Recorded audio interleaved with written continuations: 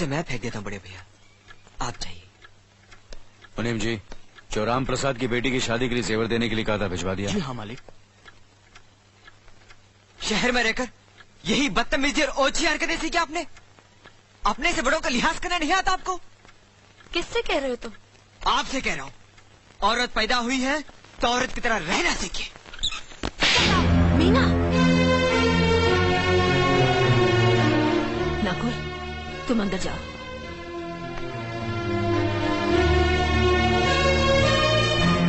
पागल हो गई हो तुम? औरत होकर एक मर्द पर हाथ उठाते हो? इतनी ऊंची घराने की बहू होकर ऐसी नीच हरकत, शर्म नहीं आई तुम्हें? कौन सा ऊंचा घराना? ये जहाँ सिर्फ एक आदमी राजा है और बाकी सब उसके गुलाम। मीना, चिल्लाइए मत। आप मेरी सास नहीं है। जिस तरह आप इस घर की बहू है वैसे मैं भी हूँ। बहू हो तो बहू की मर्यादा में रहो। मर्यादा की रस्सी में तो आप जैसी जाहिल और गवार औरतें बनती हैं। मुझ जैसी पढ़ी लिखी मॉडर्न जमाने की लड़की नहीं। Uneducated idiots. Excuse me, I am not an illiterate. I am a graduate from the University of Allahabad. I am aware of the modernization of women, but I have not forgotten my culture, my customs, my traditions and my values. And most of all, I'll never ever forget that I am an Indian woman. Modern जमाने की औरत भी औरत ही होती है। उसे भी मर्द ही ब्याह कर ले जाता है, मर्द को ब्याह कर वो नहीं ले जाती। जमाने ख्याल और लिबास बदल देते हैं, औरत की शरीर की बनावट नहीं। लोग तुम्हारे ख्याल की लड़कियों को लज्जत का सामान भले ही समझते हो, इज्जत के काबिल कोई नहीं समझता। इज्जत आज भी उन्हीं औरतों की होती है जिनकी आंखों में हया हो, लाज हो, शर्म हो। हम नहीं कहते कि तुम बंदिशों में रहो, लेकिन अपने दायरे की सीमा को मत भूलो। लड़की जब अपने माँ बाप के घर होती है तब उसके कांधों पर अपने ही घर की इज्जत का बोझ होता है, लेकिन जब वो बहू बनकर ससुराल जाती है तब उसके कांधों पर एक नहीं 2 परिवारों की इज्जत का बोझ होता है। आज जिस तरह तुमने नकुल को तमाचा मारा, अगर उसी तरह उसका भी हाथ उठ जाता तो तुम्हारी क्या इज्जत रह जाती? कभी सोचा तुमने? क्या बात है मीना?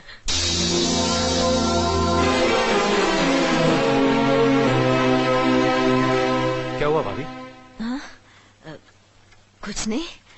मीना कह रही थी कि उसे खाना बनाना नहीं आता। हमने सोचा कि 2-4 खरी खोटी सुनाने से ही सीखेगी, तो सुना दिया। बस रोने लगी। क्यों अर्जुन, हमें तुम्हारी बीवी को डांटने का भी हक नहीं? क्यों नहीं, आप हमारी भाभी माँ हैं। आप मार सकती हैं, डांट सकती हैं, कुछ भी कर सकती हैं।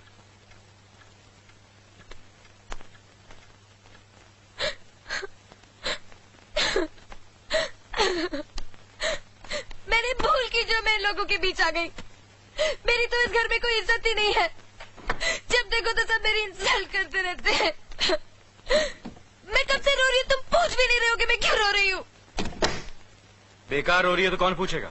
अच्छा, तो मैं तुम्हारे लिए और इस घर के लिए बेकार हो गई हूँ। अरे बेकार तो तुम हो गए अपने परिवार के बीच में रहकर।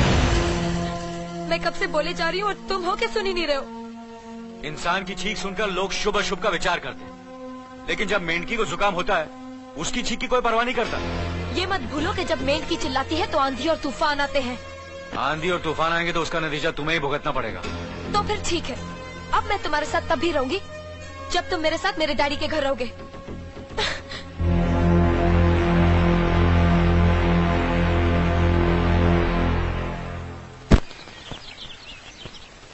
हमारी मीना बहुत प्यारी बच्ची है, लेकिन उसमें अभी भी बचपना है। हमारे तौर तरीकों को नहीं जानती है ना, लेकिन आस्ता आस्ता हम उसे सब सिखा देंगे।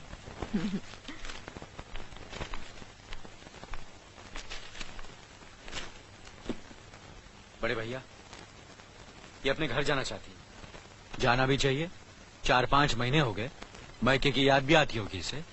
और अर्जुन, तुम्हारे ससुर जी तुम्हें कई बार बुला चुके हैं, तुम भी कुछ दिनों के लिए हो आओ, तुम्हारा मन भी बहल जाएगा। अगर ये वापस लौटने के लिए जा रही होती तो मैं जरूर जाता, मगर ये तो हमेशा के लिए इस घर से जा रही है। कैसी बातें कर रहे हो?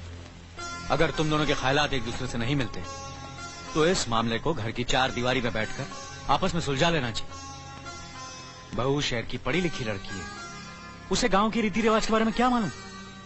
ये तो तुम्हारा फर्ज बनता अर्जुन कि तुम उसे हमारे तौर तरीके सिखाओ।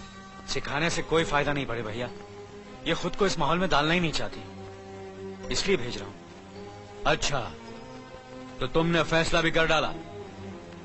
बड़े भैया, बात यह है कि मैंने मीना को, तुम बहुत समझदार भी हो गए हो ना,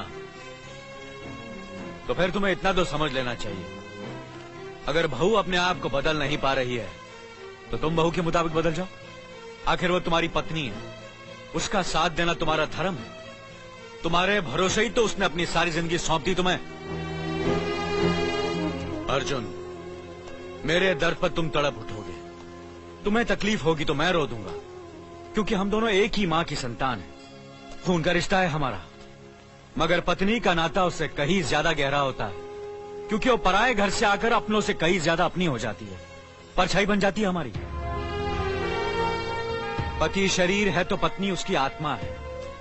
पत्नी ही पति के जीवन को सही अर्थ देती है, उसे कामयाब बनाती। पत्नी के बगैर पति बेजान और बेमाने हो जाते। अगर आज तुम अपनी पत्नी को हमेशा के लिए उसके मैके छोड़ाओगे तो यह गांव, यह समाज क्या कहेगा हमारे बारे में? जरा सोचो अर्जुन, न्याय के सिंहासन पर बैठकर जो लोगों के अच्छे बुरे का फैसला करता है, अगर उसी के घर में नाइंसाफी होगी तो लोग हंसेंगे हम पर, किसी को मुंह दिखाने के काबिल नहीं रहेंगे हम। बड़े भैया, मुझसे भूल हो गई, मुझे माफ कर दीजिए। मुनीम जी। जी मालिक। जायदाद के दस्तावेज लाइए। जी अभी लाया। बहू, पति ही पत्नी की असली शक्ति होती है। हमारे पुरखों ने कुल धर्म पत्नी के बारे में कहा है, जो पति के काम में उसकी मददगार हो, उसे अच्छी सलाह दे, जो दासी की तरह उसकी सेवा करे, मां की तरह उसे खिलाए पिलाए, लक्ष्मी का रूप हो और धरती की तरह उसमें सहन शक्ति हो, वही आदर्श पत्नी होती है। औरत की सोच मर्द का मुकद्दर बनाती है। वो जब बनाने पर आती है तो कुटिया को महल कर देती है, और जब बिगाड़ने पर उतरती है तो महल को मिट्टी का ढेर बना देती है। मालिक, ये जायदाद के दस्तावेज हैं। हमारी जमीन जायदाद कहां कहां है और कितनी है, उसका हिसाब किताब ना बाबूजी को मालूम था, ना हम तीनों भाइयों को मालूम है। बहू, तुम पढ़ी लिखी हो, आज से इसका हिसाब किताब तुम देखोगी। लक्ष्मी जी। अपनी चाबियों का गुच्छा और ये कागजात बहू को दे दो।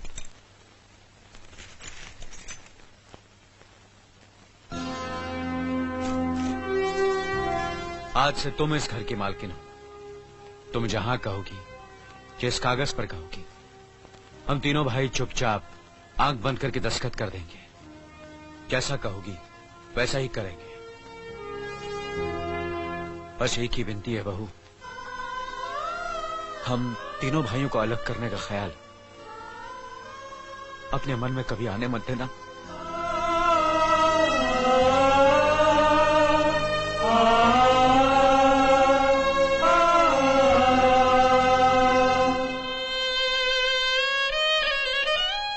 बहुत अच्छा किया तुमने बहू, बहुत अच्छा किया।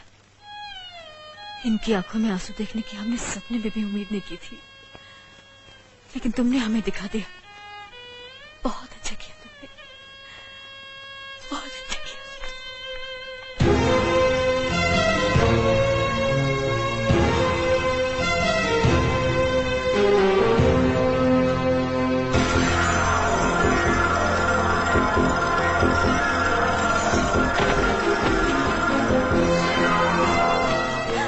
मीना, मीना, क्या हुआ बहू? मीना, मनी जी जल्दी से डॉक्टर को बुलाइए।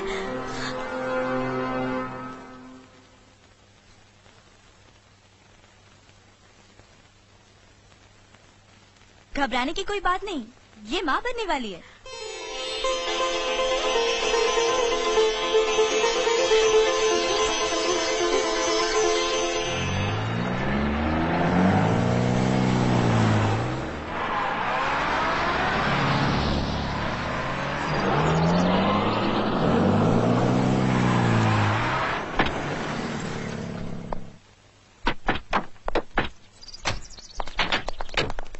आप लोग यहीं ठहरिए, मैं ठाकुर साहब से मिलकर आता हूँ।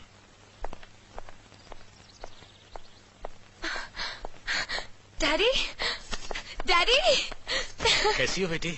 What a pleasant surprise. आने की खबर भी नहीं की।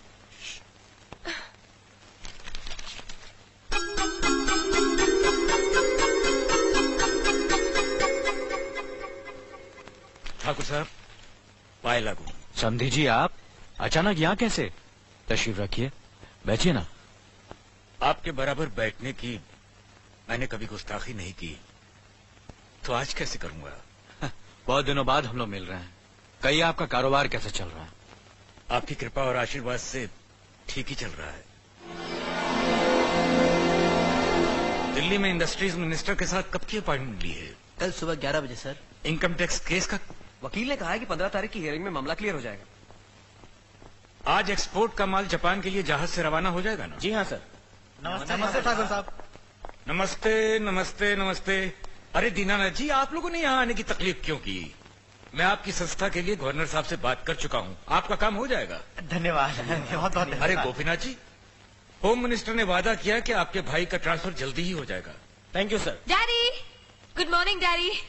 Good morning my child. आप कहीं जा रहे हैं क्या? हाँ बेटी, एक जरूरी काम से दिल्ली जा रहा हूँ। अपना ख्याल रखना। ओके। Okay, bye. पास में ही फैक्ट्री के लिए जमीन देखने आया था, सोचा आपके दर्शन करता चलूं। अब इजाजत दीजिए। इतनी जल्दी कैसे जा सकते हैं आप? भोजन तो करते चाहिए। माफ कीजिए, आप तो जानते ही हैं, बाप बेटी के घर का खाना तो क्या, पानी भी नहीं पी सकता। शहर में रहकर भी अभी भी आप इन बातों को मानते हैं? शहर में रहूं या गांव में, मैं अपनी परंपरा और संस्कार कैसे भूल सकता हूं? आखिर मैंने इसी मिट्टी में जन्म लिया है।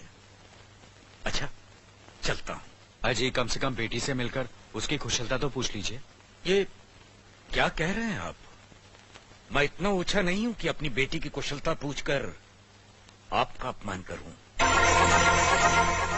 ठाकुर साहब, ये तो मेरी बेटी का सौभाग्य है कि वो इस मंदिर जैसे पवित्र घर में बहू बनकर आई, और फिर आपकी छत्र छाया में तो वो कुशल हो गई। राम राम। राम राम।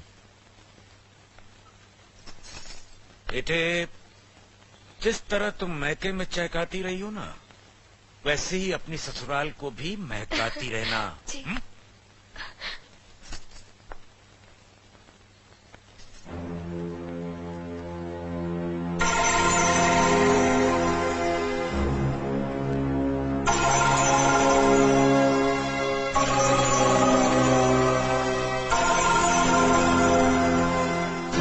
आप तो उम्र में बड़े हैं ना, किससे किस तरह की बात की जाती है इतनी तमीज तो आपको आनी चाहिए।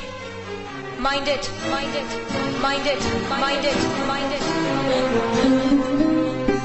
बड़े भाई, अरे? मुझे माफ कर दीजिए। क्या हुआ? मुझे माफ कर ये दीजिए। क्या कर रही हो? अपने पापों का प्रायश्चित कर रही हूँ। मैंने आप जैसे देवता का अपमान किया है, आपका दिल दुखा है, मुझे माफ कर दीजिए बड़े भैया, मुझे माफ कर दीजिए, मुझे माफ कर दीजिए। लक्ष्मी, मुझे माफ कर दीजिए बड़े भैया, बड़े भैया मुझे माफ कर दीजिए। मुझ पर तरस संभालो खाकर मुझे लक्ष्मी। माफ मीना, कर दीजिए बड़े चलो भैया। उठो, तुम्हें ऐसे नहीं बैठना चाहिए। मुझे माफ इससे बच्चे पर असर पड़ेगा बेटे। मैं आपकी भी दोषी हूँ दीदी। आपने जेठानी की जगह माँ बनकर मेरी गलतियों को बर्दाश्त किया, और मैं अभागन आपकी बेटी न बन सकी। मुझे माफ कर दीजिए दीदी, मुझे माफ कर दीजिए। अब चुप भी हो जा। तो हमने कब तुम्हारी बात का बुरा माना? हाँ, बदले, रोते नहीं, रोते नहीं।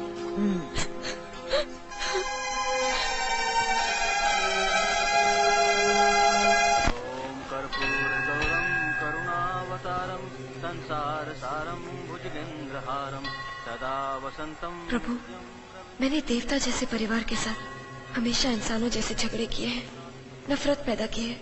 मुझे सुनते दो ताकि मैं सबके दिलों में अपने लिए प्यार पैदा कर सकूं, अपने घर की मान मर्यादा और खुशहाली को सदा के लिए एक अटूट धागे में बांध दूं।